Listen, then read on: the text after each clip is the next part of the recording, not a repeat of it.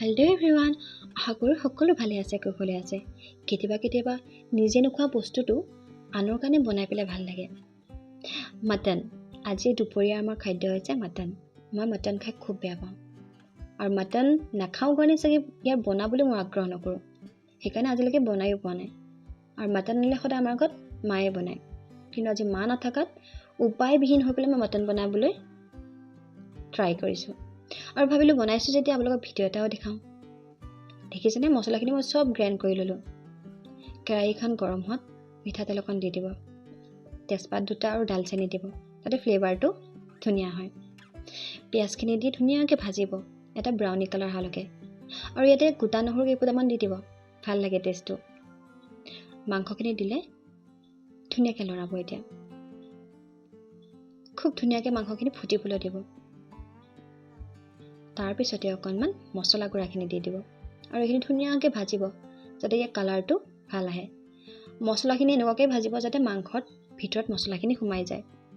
আৰু বিশেষকৈ কি হয়, বহুতে মটন খাবলৈ নিবিচাৰে, তাৰ ভিতৰত ময়ো হয় বাৰু, কাৰণ মটনৰ কিবা এটা গোন্ধ আহে, সেইকাৰণে বহুতে মটন খাবলৈ বেয়া পায়। আৰু তাৰ বাবে কি কৰিবা, মটনটো ভাজি বাৰে বাৰে ভাজি পেলাই ঢাকি থাকিব, ঢাকি আকৌ ভাজিব। আৰু এনেদৰে কৰি থাকিলে মটনৰ পৰা গোন্ধটো অকণমান কমকৈ ওলায়।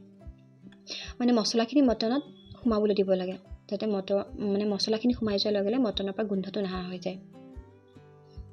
অলপ সময় ভাজাৰ পিছতে অকণমান জলকীয়া গুড়া, নিমখ আৰু হালধি, এই তিনিটা বস্তু দি আকৌ লৰাব।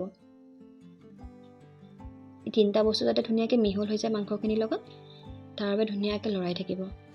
তাৰ মাজতে আকৌ মেকুৰীজনী আহি ইমান ডিষ্টাৰ্ব কৰিছে মোক। হয়তো তাইৰ ভোক লাগিছে, সেই ভাবিলোঁ কি মই তাইক ব্ৰেড এখন দিওঁ, কিন্তু তাই এতিয়া আকৌ ব্ৰেডখন নাখায়, ভাবিলোঁ কি বিস্কুট খাব চাগে। বিস্কুট দিলোঁ, বিস্কুটৰ লগত তাই আকৌ খেলিবহে লাগিল।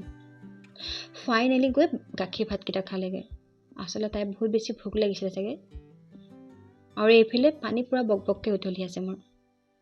মাংসখিনিতে পানীখিনি দি ধুনীয়াকৈ উতল এটা আহিবলৈ দিব। আৰু এয়া মোৰ ৰেডি হৈ গ'ল মটন কাৰী। কেনেকুৱা হৈ যাব কালাৰটো সকলোৱে জনাবচোন। আচলতে মই অকণমান টেষ্ট কৰি চাইছিলোঁ, জোলখিনি সেইকাৰণে ভাল হৈছে, আৰু এওঁ কৈছে ভাল হৈছে বুলি। আজি মোৰ দুপৰীয়া আহাৰ মটন কাৰী, ভাত, তিয়ঁহ আৰু দালি।